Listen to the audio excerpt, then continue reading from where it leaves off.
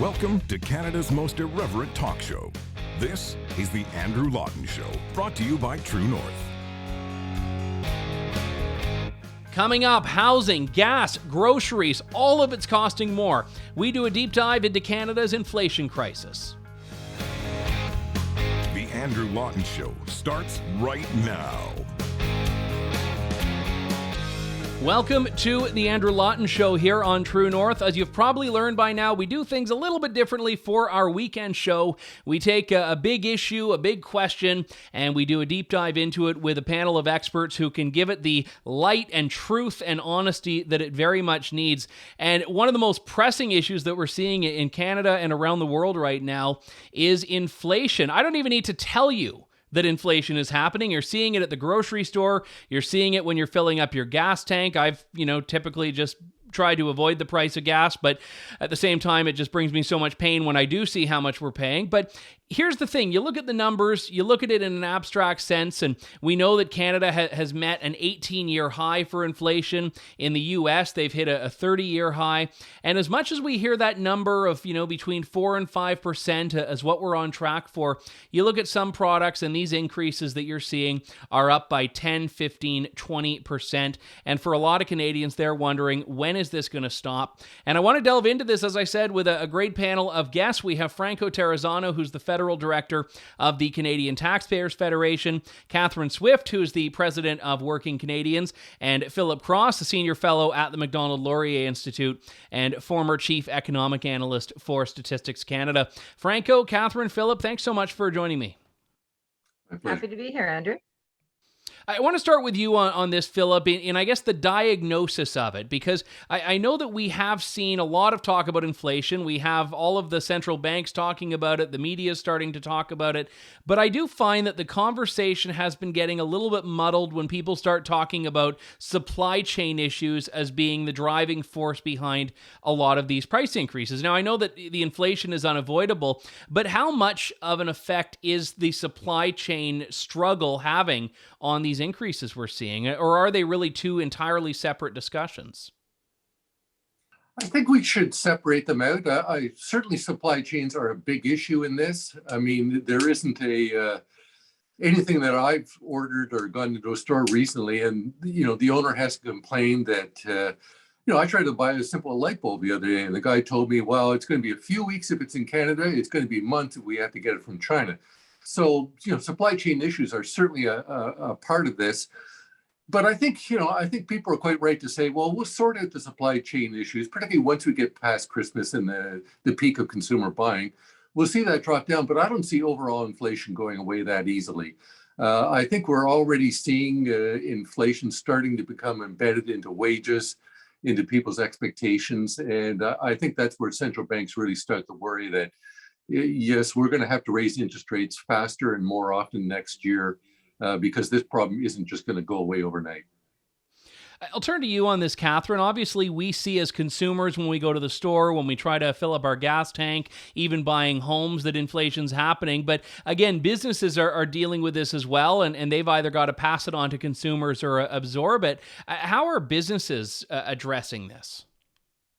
Well, in all kinds of different ways. And although I certainly agree with Philip that the supply chain thing is a part of this, it is transitory, as a lot of the Bank of Canada and other monetary policy folks have been saying.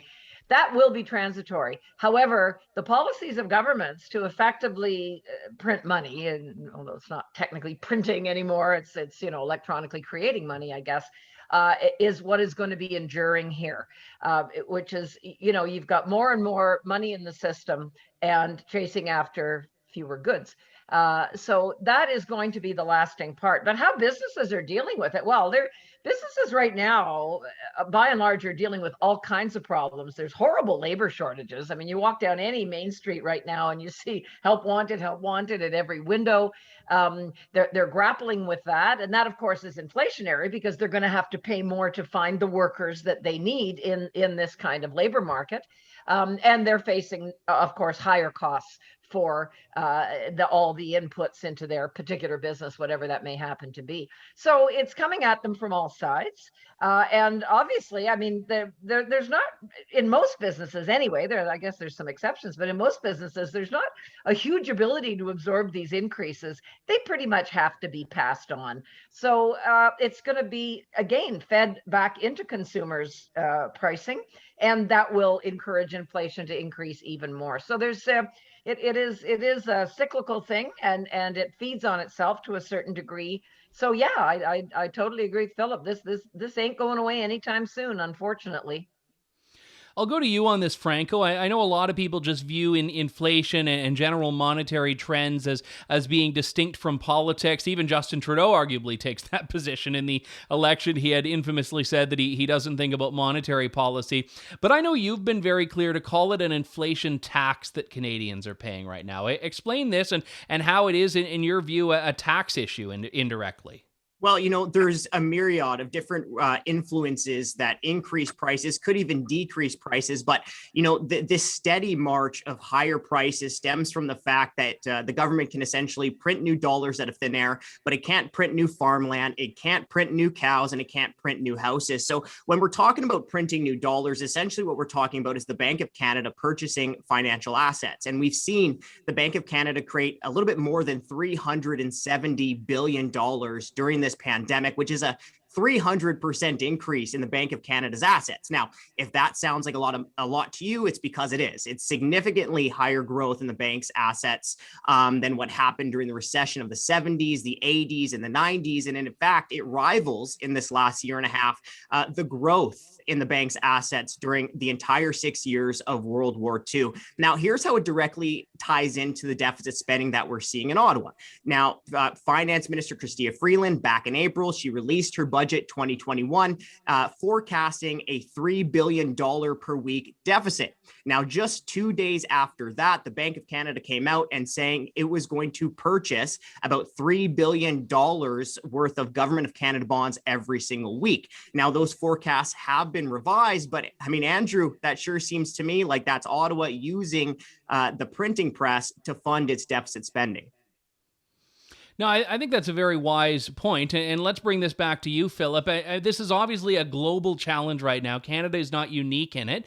And that's unsurprising, because if you do look at it in the context of what countries around the world have been dealing with pandemic and their responses to it in the last 2 years, there are certainly a lot of similarities here. But how would countries like Canada be able to fare better than this? How do they beat the curve, if you will, and not be subject to some of these very steep rises? I mean, again, as much as Tiff Macklem wants to say it's transitory, he admits this is not short-lived and will continue to increase. Yeah.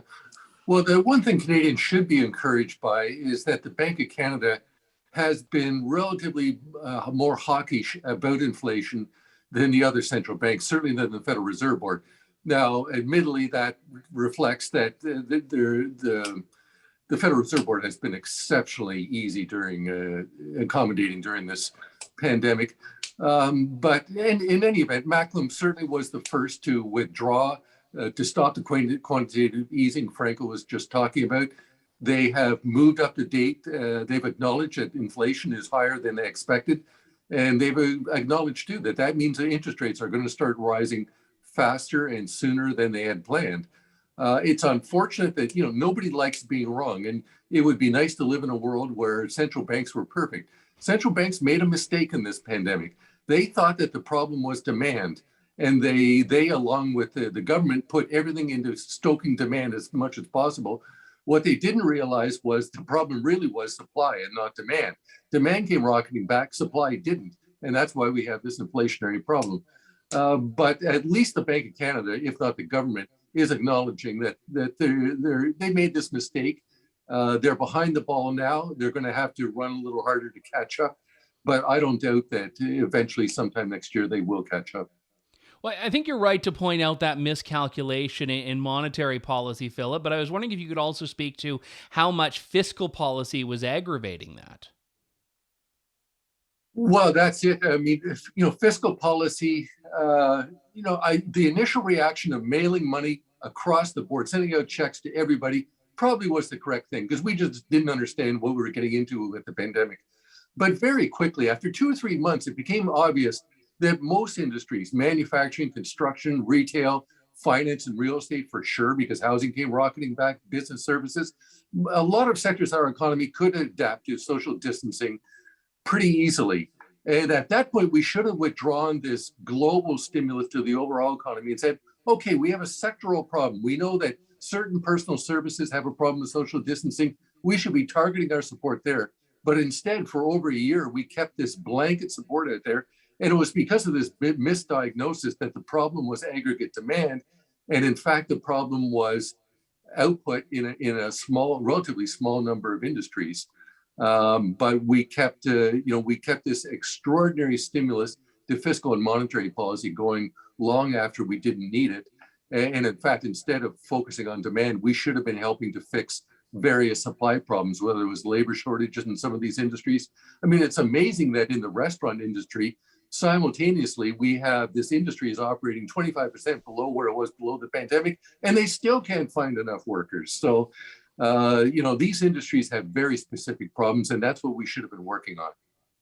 I think that's incredibly a valid point. And I'll go to you on this, Catherine, because I would say that's still taking place. I mean, even now when countries around the world are reopening, or at least trying to reopen, we still have a very stimulus focus, I think, in a lot of the policies that are still on the books right now, money still rolling out without that underlying issue being addressed. Yeah, we do to a certain degree. I think too, though, we can't forget about things like carbon taxes and whatnot, because right in the midst of the pandemic, we saw, and even after the Trudeau government said they were not going to increase carbon taxes, they indeed did increase carbon taxes on April 1st. Fool on you, taxpayers. That carbon taxes naturally factor into the price of absolutely everything we buy. So that also feeds into price increases. But yeah, you're right, Andrew. Labor shortages. The thing is, labor shortages were around pre-pandemic too. And the pandemic had a whole bunch of different effects. Because of all the money that was sloshing out there, some people chose not to work, or, and some of it was too, they were concerned about going to work because they didn't want to get sick. So there was all kinds of sort of different variables playing out there. But there were also people that chose, you look at the hospitality industry, for instance, people that found other things they were going to do to make a living. So you lost a certain in certain industries, you lost a certain proportion of their workforce, probably permanently.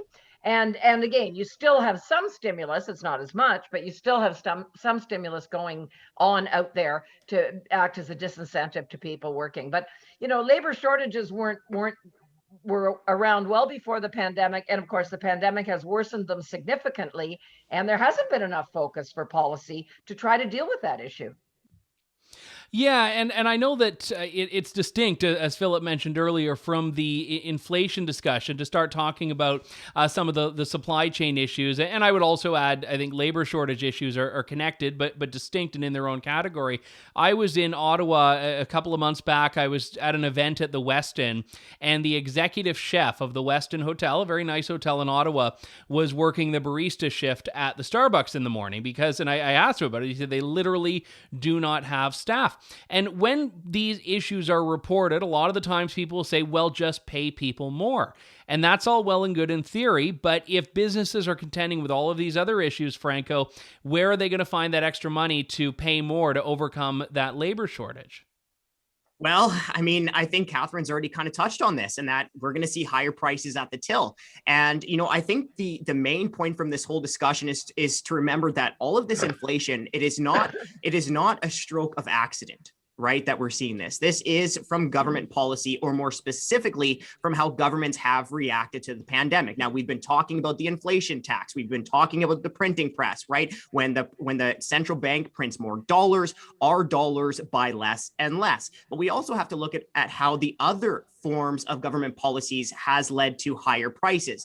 We've been talking about some of the subsidies that have been sloshed around, the massively expensive ones that essentially pay people not to work, or that we're doing that. So we have to remember when that's going on, we are reducing supply by paying people not to work.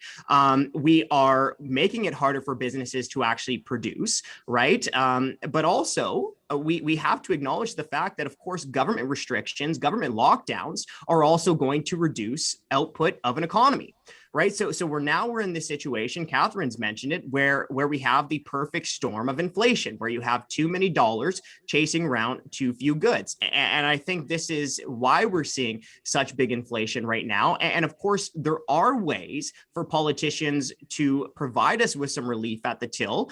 Catherine mentioned this again, but I mean, one way to just give us a little bit of relief would be to reduce the gas taxes that we're seeing at the pumps. Yeah, and I think that's one that has been a long-standing challenge. I'll go to you on this, Philip. I mean, how much of an impact would rolling back that have on these broader issues? At this point, not a large one. I mean, if the government has said the carbon tax will eventually rise $10 a year to 170, at that point, I didn't even want to think about filling up my tank. But, by far the biggest part of the increase in gas prices over the last year has been the recovery of world oil prices. I mean, West Texas Intermediate is up to $85. That should be a positive for this country. We're a major oil producer.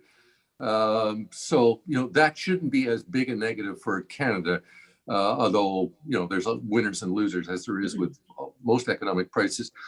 But I would come back to the broader story about distortions introduced by government policies during the pandemic, because I think that gets into some of the deeper issues about this. For example, we saw during the pandemic that this country now spends way more on housing than it does on business investment. That's never happened before. That is a major distortion. At the end of the day, business investment is the basis of productivity growth in this country over the long term. The fact that we're not investing in business is, one reason why we have shortages in some sectors like oil and gas. We have the resources in this country to produce more oil and gas. That would help bring the price down, but we erect all kinds of regulations and barriers to stop people from doing that. So I think, when you start to look at the distortions, whether it's in financial markets, whether it's in housing markets, whether it's in labor markets, there were a lot of impacts of government policy that were unforeseen, and they're coming home to roost now. And I think in the energy sector too, and you were kind of alluding to it there, Philip, we've got Canada, we've got the US right now discouraging further development of our energy resources. So we're introducing constraints. I mean, seeing Biden, cancel pipelines and then ask OPEC, can you up your quotas? I mean, come on, give me a break here. What a ridiculous trying to suck and blow at the same time. We're discouraging the development of these resources. So of course we're restricting supply. Of course their prices are going up. So we're contributing to inflation, that particular type of inflation, by our own policy choices. So we can't control a lot of stuff that goes on around the world, but we can control some stuff, and we're not doing a very good job of it right now. Well, I would agree with that very much, Catherine, and I'll ask you, Franco, because I think all of us are in agreement that we can't separate what's happening from government policies that have made things worse, and when we talk about carbon taxes and other decisions, they may not be as directly responsible for inflation, but they're certainly not helping the people who are struggling with inflation here. So are we talking about something, though, that is so complex now, it doesn't really have a simple lever that's going to ease some of these burdens that businesses and families are facing? Well, there are some simple levers. And you always hear these politicians who are always talking about, well, we need to improve affordability. We need to improve affordability. Well, if they really wanted to improve affordability, there are easy things that they can do. We just heard an announcement from Premier Doug Ford in Ontario that he is going to be reducing fuel taxes. And, when we talk about the pump price, when we talk about gas taxes, it's not just the carbon tax. Yes, we have seen the carbon tax increase twice since the pandemic started, but we're also talking about provincial and federal gas taxes. We're talking about sales taxes, tax on taxes at the pumps. In May, the Canadian Taxpayers Federation put out an analysis showing that about 31 to 42% of the pump price comes from gas taxes at these two different levels, right? So there's certainly ways for politicians to help with affordability in terms of just reducing the tax burden. Another thing that that Philip talked about was the carbon tax. Eventually, it's going to come to $170 per ton. We saw Trudeau doubling down on that when he was at the Climate Change Gab Fest in Glasgow, right? Well, that's going to end up adding about 40 cents per liter to the price of gasoline, but he's not stopping there because he's also getting ready to what amounts to a second carbon tax through fuel regulations. The federal government thinks that's going to add another 11 cents to the price of gasoline, but some other analysts suggest that it could be even higher. Some say 16 cents per liter of gasoline based on BC's second carbon tax, right? So we're talking about a Trudeau carbon tax and second carbon tax that could cost a family about nearly $40 every time they fuel up their minivan. So certainly there are things that politicians can do right now today to provide relief, but they're choosing not to. Philip, the Bank of Canada has a 2% target for inflation. As we've discussed, we're already more than double that by the end of the year. We could be 2.5 times that. Anything that government were to do right now, if we were to talk about a government that's going to take a really aggressive approach to slashing taxes and cutting regulation and cutting spending and all of these things, it is unlikely to be able to exceed in the current climate the increases that we're seeing from inflation. So are we at that point, to go back to the question of levers, where there is no silver bullet, if you will? Well, the government can make it easier on itself if it wound back some of this extreme stimulus and distortions in the economy that we've talked about. But as long as, if they leave this to the Bank of Canada to fight, that just means the interest rates are going to have to go up more. And right now, as I say, the Bank of Canada has indicated they're aware that they're a little behind the ball and they'll catch up. But it's going to be even harder if they don't get any help from fiscal policy. We saw during the pandemic, for example, that fiscal and monetary policy worked hand in hand. They were both doing everything they could to stimulate the economy. Now, as inflation takes off, we can't just have only monetary policy working against inflation. It's got to get some help from government. But at this point, there's just no sign that this government is even ready to acknowledge that there's a problem, let alone take some of the tough spending reduction programs or tax hikes that are going to be needed to address the deficit. Oh, sorry, can I just jump in on that real quick? Yeah, sure. So we're talking about, and Philip, you brought up some great points in terms of the massive amount of spending that has been going on during the pandemic. But what I think it's also important for us to remember is that we're not just spending a ton of money in 2021 and 2020. The federal government was spending a ton of money pre-pandemic. In 2018, the federal government's per person inflation adjusted spending reached all-time highs. That means the Trudeau government was spending more before the pandemic than the federal government did during any single year during World War II. And so what we need to see from on the fiscal side is we need to see the federal government, politicians, bureaucrats willing to share the tough times, because what we've seen during this pandemic is a tale of two pandemics, right? The private sector, businesses, workers in the private sector taking it on the chin. Pay cuts, job losses, business closures. What have we seen in Ottawa? What have we seen in Parliament Hill? Well, our members of Parliament have received 2 pay raises during the pandemic. There's more than 300,000 federal government employees that received at least 1 pay raise during the pandemic. So we have to remember, yes, we need to rein in this massive amount of COVID-19 spending, but there is a ton of fat on the federal government's budget, even before considering these COVID-19 subsidies.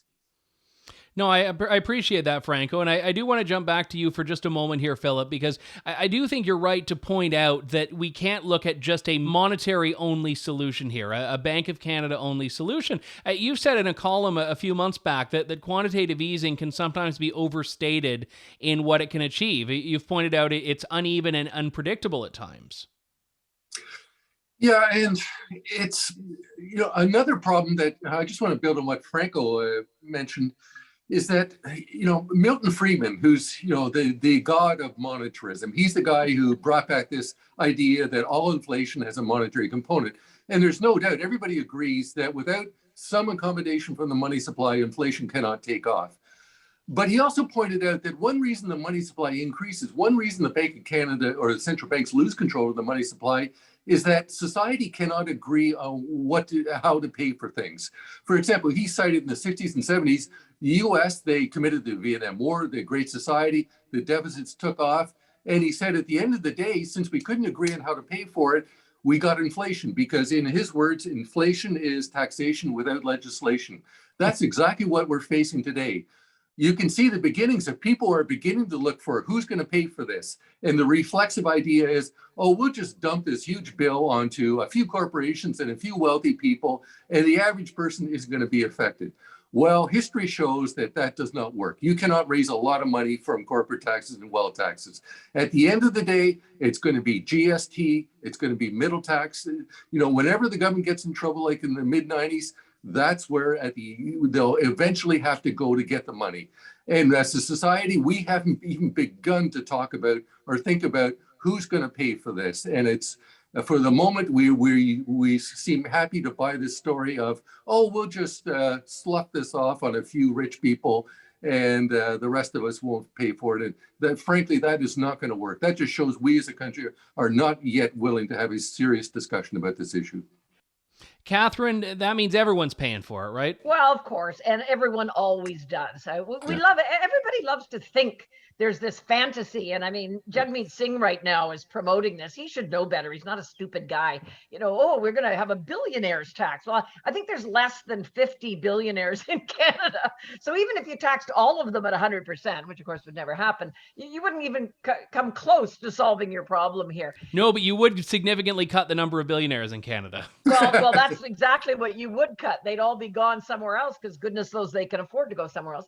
But, and again, something that Franco alluded to, we talked about carbon tax. There's lots of other taxes out there. And we have seen government groan under political parties of all stripes for decades now as a proportion of the economy. Took a bit of a dip when we almost hit the debt wall back in the mid-90s with Chrétien and Martin in power at the time. But whoever was in power then, they would have had to do the same thing because they were being told, you're not going to be able to borrow any more money, guys. So, fix it or have a nice day. But what kills me is government is too big everywhere in this country, federally, provincially, and municipally. Why do we have people doing the same job in the public sector earning more than the identical job in the private sector? You want to talk about inflation? How about virtually the only people left with those rich, defined benefit, gold-plated pensions are public sector workers. They're all inflation adjusted. Wait till the bill comes in for all those pensions that have to be adjusted to a higher level of inflation, and the private sector, who of course pays for government, is going to be footing that bill too. So ultimately, we can talk about tax increases, and yep, they're undoubtedly on the horizon. But to not downsize government, we can easily downsize government in this country. We've got way too much of it, and that should also be a focus. And it never is, of course. The idea is always, how can we charge even more tax? And Canadians, we are much too complacent with this. We have to push back. We're being taxed more than enough as it is on many fronts, income taxes, carbon, and so on. And that should be decreasing and give some people some relief. I just want to make it clear why I raised the matter of taxes, because right now that's where the public discussion is. People are talking about corporate taxes, wealthy taxes. I quite agree with Catherine. At the end of the day, you don't want taxes to pay for this. You want spending cuts. That's what we did in the mid-90s. 80% of the deficit reduction was done through spending cuts, only 20% through taxes. That's about the mix, or even a little more 90-10. That's what economists want. That's the most efficient way. So I just wanted to clarify that. No, and I'm glad you did, and I think that ties into what you said earlier, Philip, which is that no one's really thinking of the who do we want to pay for this, and this is a problem in politics in Canada, and I know, Franco, you and I have talked about this in the past. I know the Canadian Taxpayers Federation does a lot of work trying to get attention to national debt, and sometimes it can be like screaming into a windstorm because people like the things that government buys and don't actually pay attention to how it's being paid for. And looking at when the economy was doing generally well at the beginning of Justin Trudeau's first term, and he was spending a lot and said, well, it's because we can afford to. And then the pandemic comes around and it's, well, we're spending because we need to. And as a taxpayer, I'm like, well, hang on, when is it we don't spend? If we spend when times are good and spend when times are bad, I'm beginning to think we're just spending here. But there really isn't an end in sight for a lot of this from the government's perspective and from the fiscal perspective. Well, it doesn't seem like there's an end in sight until the end in sight we become face to face with it, right? I mean, eventually there is no way to get around the fact that you have to pay the piper one way or another, right? We're learning right now with these higher prices, with this inflation tax, that there is no such thing as a free lunch when it comes to government spending. Eventually you have to pay the piper. Just ask Janice McKinnon in Saskatchewan. Just ask Ralph Klein what happens in Alberta.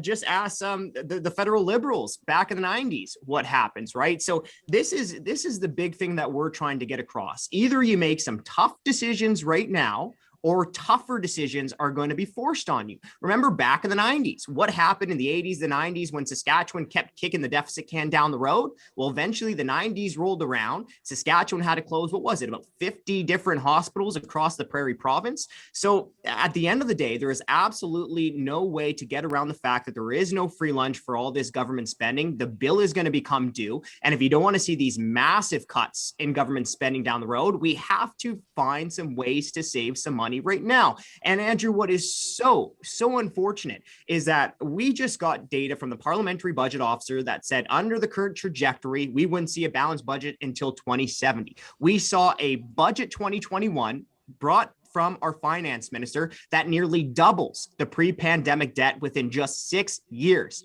And what did every single one of the major federal parties in the last election want to do? Spend billions of dollars more. The NDP wanted $200 billion in new spending. The Liberals wanted $78 billion in new spending. Even the Conservatives could not find a penny of savings in this bloated budget. They wanted to spend about $50 billion more than the last Liberal government budget. It's absolutely detached from financial reality. We're going to have a crisis. I'm convinced we're going to have to face another crisis because, as you say, Franco, none of the parties seem to believe that we have any constraints on government spending. I guess the only kind of interesting change this time around will be that because of the pandemic, many developed countries around the world are in very similar situations. Mind you, we spent more than most other developed countries proportionately during the pandemic. That is true. And we didn't get proportionally better results either. We got about the same results that other countries did for all that extra spending. But I think this is going to be kind of a new paradigm because the whole world is in dire financial straits right now. Let me just ask you for a moment, Catherine, about the effect on business again, to go back to a discussion we had at the beginning, because one of the big things for businesses is that they really are getting hit on both ends by inflation. On one hand, all the things they have to buy and do as businesses are being driven up by inflation. And also, if you're in a business that is in a discretionary sector, for example, I mean, even arguably if you're in an essential sector as well, if you have to jack prices up, you're not able to sell as many of your goods to people that are feeling the pinch on consumers. So I do feel that businesses are getting this. Small businesses in particular are stuck between both of these aspects of it. Yeah, absolutely. And it's going to be a very difficult time. We all know that there's going to be, there's a lot of pent up demand right now because people couldn't spend money during the pandemic. So as the economy opens, we are going to see a temporary boost where people say, yeah, I really want to go out and buy that, or I really want to go to that restaurant, or whatever it happens to be. But that's going to be short-lived, I believe. And that's when we're going to see, more businesses. And let's not forget, many businesses are barely hanging on right now. Many small, medium-sized businesses are by no means, on a robust financial footing. So I think we're going to see an awful lot more go under, go bankrupt. I've seen early retirements of business people that just said, I was planning to retire in 5 years, but it's just not worth it in the current environment. I'm going to retire now. Of course, that means the jobs they offered are no longer going to be out there, and so on and so forth. So I think we're facing, people say that some of our federal politicians are saying, oh, the economy will come roaring back. No, I think it'll be whimpering back. And I think we're in for a really tough slog for a number of years for a whole pile of different reasons. And yes, small, medium-sized businesses in particular will be bearing a lot of the brunt of that. Well, and sometimes this roaring back can be a bit deceptive. There was a store not too long ago I saw was lined up out the door, and I thought, oh, wow, it's good they're doing so well. And it turned out they just didn't have any employees, so it was just moving at a glacial pace. Let's go to you, Philip. Do you buy Catherine's prediction that it's only going to be at a crisis point that people start to take this seriously? And what would that look like? Oh, I think that was plainly obvious during the election. I think it was absolutely amazing to me as an economist that during the election, economic issues were not on the table at all. Clearly, inflation was starting to pick up at that point. Nobody wanted to talk about it. Nobody wanted to talk about, well, if inflation does continue to increase, what will interest rates are going to go up? What do higher interest rates mean for an economy that has taken out an enormous amount of debt? Not just governments, but think of all the households, all that housing we bought was on debt. This is going to be very painful when interest rates start rising next year for a lot of people. We didn't hear a word about that during the election because we as a country were not yet ready to discuss these serious issues. I think very quickly they're moving up on the political agenda very rapidly. I suspect the next election, that will be the major issue. So we missed an opportunity, but these questions are so important, are so pressing, they cannot be kept off the agenda. I would say that oftentimes it's difficult to get people to care about monetary policy, even the ones who should care about it, like politicians. But for families, Franco, this is not avoidable. I mean, even if they don't know the terms or don't know the why, they know it's happening, right? Is that enough to get people to pay attention? I think people are already paying attention. So I actually disagree a little bit. Yeah, I mean, you go out with your friends, right? What are you talking about? The cost of living. Holy, how much of the ground beef cost? How much is bacon costing when I'm making eggs? So I actually think that people do care about this. I mean, every time you go fill up your car, you care about this. Every time you put gas in the car, you make a comment. So I think that people are ready to have this conversation. I think the blame falls on politicians. I think it's politicians that don't want to address the $1 trillion elephant in the room, which is the federal government's debt. They don't want to address the money printing. They don't want to look in the mirror, because if they look in the mirror and address the real problems that are facing Canadians, they're going to have to make tough decisions. So I think Canadians, by and large, are ready to have these very serious discussions, because at least the Canadians that I'm talking to, they're feeling the pain of inflation. They're feeling the pain at the pumps every time they go to fuel up their F-150, every time they go up to fill up their Honda Accord. I think it's these politicians that don't want to have these discussions. And Andrew, too, I think these politicians are living in a bubble in Ottawa or in Glasgow, wherever they're having these conversations. I mean, when you look at politicians that are completely financially divorced from the reality facing their constituents, these politicians got 2 pay raises during the pandemic. It's easy to see why they aren't so worried about the higher cost of living. Yeah, very well said. And it's kind of become a running joke on this segment. I'll always ask panelists at the end to give us a bit of hope, and every time they all just say something terribly depressing. And I'm just not even going to ask the question this time, because I think we're all of the same mind that things are going to get worse before they get better, but we have to bank on that getting better happening afterwards. I want to give a big thank you to Franco Terrazzano, Federal Director for the Canadian Taxpayers Federation, Catherine Swift, President of Working Canadians and a tremendous advocate for business owners all across this country, and Philip Cross, Senior Fellow at the Macdonald-Laurier Institute and former Chief Economic Analyst at Statistics Canada. Franco, Catherine, Philip, it was an absolute pleasure. Thank you so much for joining me. Thank you. Thank you, Andrew. Thank you, Andrew. Yeah, I don't even bother asking for the hope anymore. I just cling to this idea that perhaps diagnosing the problem is the first step to doing something about it. But a lot of really good feedback and also some concrete ideas from our panelists there. We just have to, as they were saying, hope that politicians start to pay attention. There was a great episode of The West Wing. I think it was one of the very first episodes in one of the first seasons, probably season 1, where no one who was working in the West Wing, working around the President of the United States, knew the cost of a gallon of milk. American, of course, the gallon of milk. And except it was one guy, a young guy who was making probably close to minimum wage, working in an entry-level position. But none of these other people that were affecting change and controlling the economy knew what a gallon of milk cost. And you know what? I bet that a liter of milk is not a price tag that a lot of politicians could rhyme off at this point. We've got to end things there. My thanks to all of you for tuning in to the program here. This is the Andrew Lawton Show on True North. We'll talk to you next week. Thank you, God bless, and good day. Thanks for listening to the Andrew Lawton Show. Support the program by donating to True North at www.tnc.news.